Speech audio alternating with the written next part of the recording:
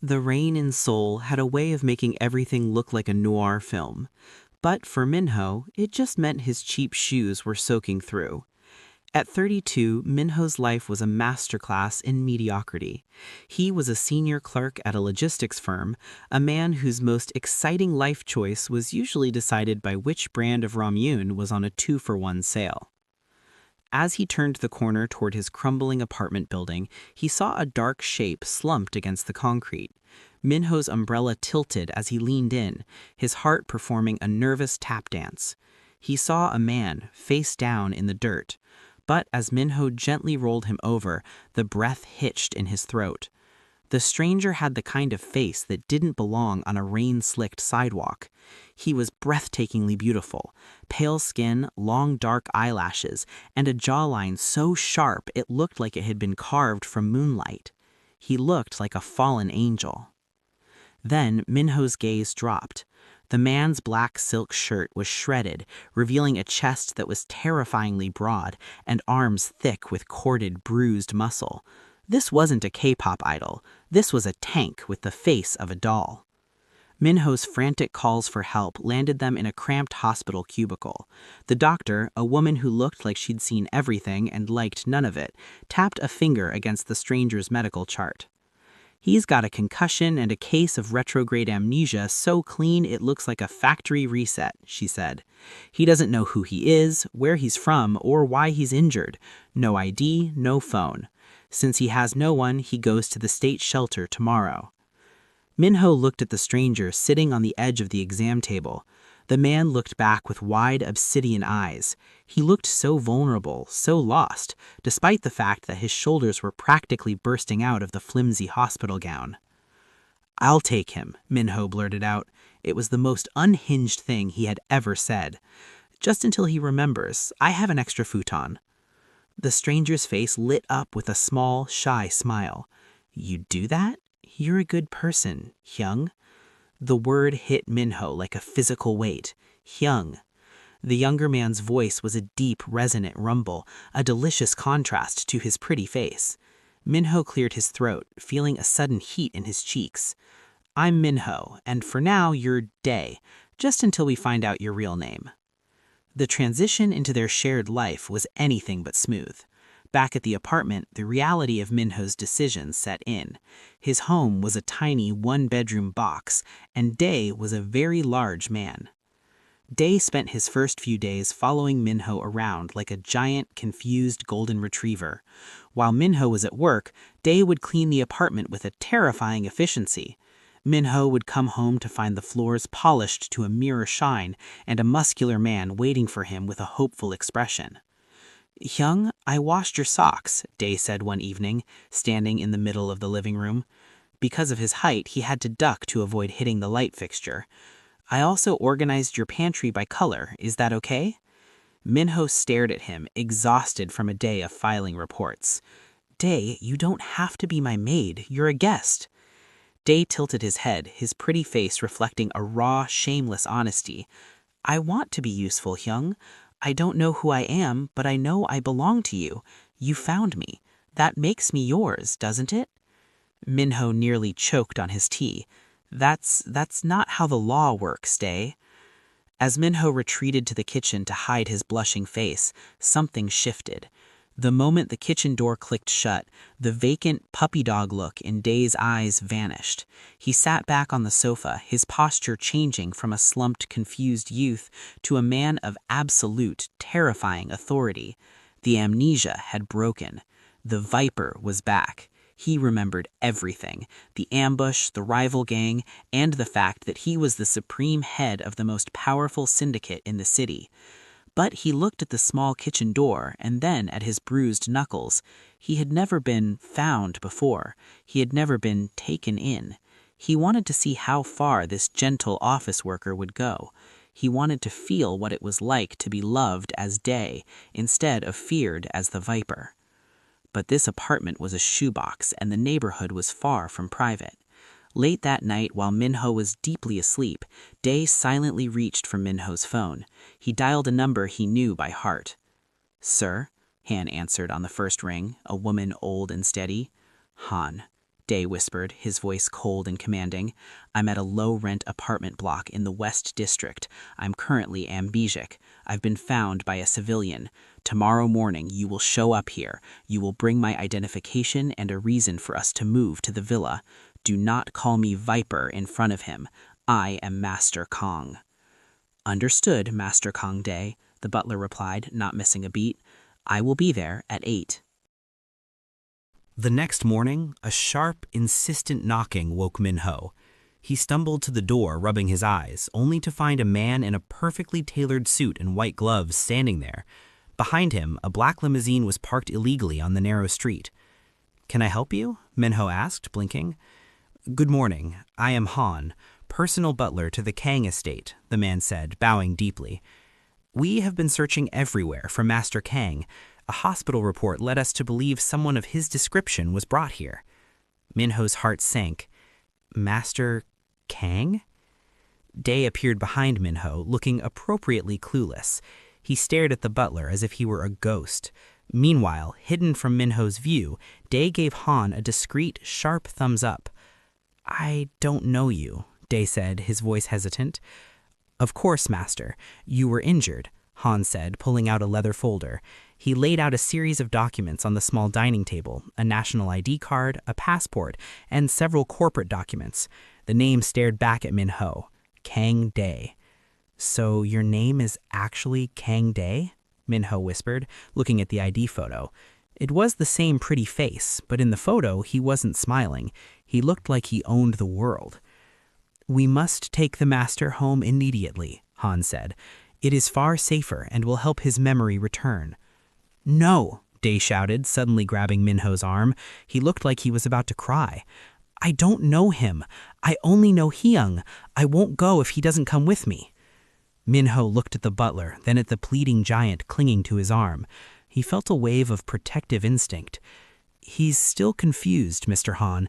You can't just drag him away." Han, playing his part perfectly, sighed.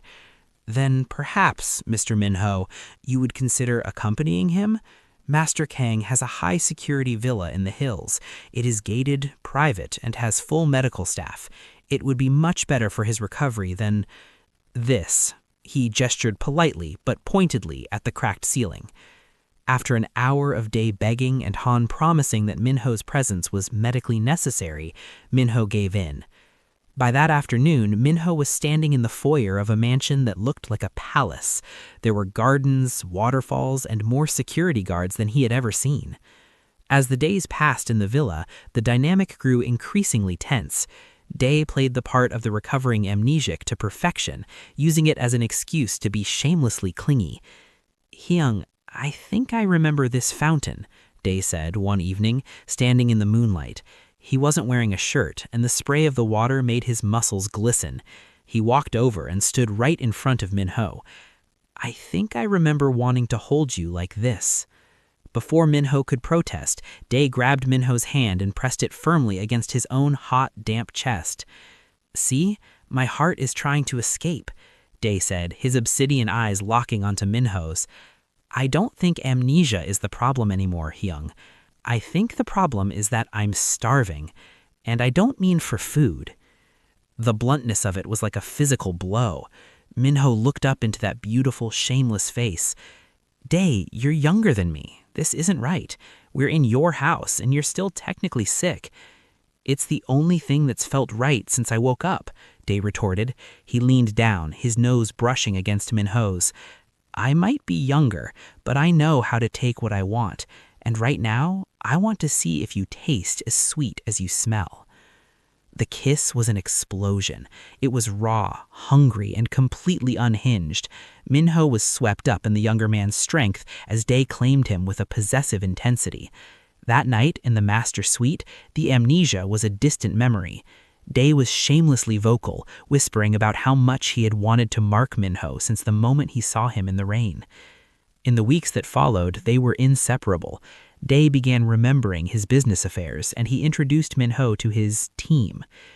"These are my subordinates from the firm," Day said, gesturing to a group of men who looked like they could eat bricks for breakfast. They were all bowing so low their heads almost touched the floor. They handle logistics, security, community outreach. Minho was impressed. You have such a dedicated team, Day. We believe in order, Mr. Minho, Han added with a straight face. Day's organization was unlike any other gang. They didn't deal in drugs or trafficking. They were vigilantes in silk suits, protecting the poor from predatory developers and keeping the streets safe from the real criminals. Day ruled with an iron fist, but he had a heart that only beat for the man who had found him on a Tuesday. But the real world eventually forced its way in. A rival gang, the Black Dogs, a group that thrived on the illegal trade Day had banned, finally found out the Viper was alive. They decided that if they couldn't kill the Viper, they would break him. Minho was leaving the villa for a quick trip to his old apartment to pick up some books when a van swerved in front of his taxi. He didn't have time to scream before he was drugged and dragged away. He woke up tied to a chair in a derelict shipyard. A man with a voice like sandpaper walked into the light, holding a lead pipe. "So, you're the one the Viper is playing house with. I wonder how many of your bones I have to break before he comes out to play." Minho's brow furrowed in confusion. "Viper? Who are you talking about? My name's Minho. I don't know any Viper." The kidnapper laughed, a harsh grating sound.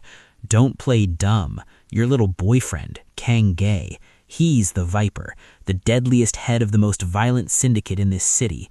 He thinks he can hide his fangs in a pretty face, but we know the truth." Minho's heart hammered. Deadliest head? Violent syndicate? He thought of the man who cried when they ran out of strawberry milk. It didn't make sense. But as he looked at the warehouse full of armed men, a strange, blunt calmness washed over him. He realized why Day's team bowed so low. He realized why Day's hands were so scarred. "You're making a huge mistake," Minho said, his voice turning steady. "Am I?" the man laughed. "You think he's a cat because he's with me," Minho said, his voice turning blunt and cold.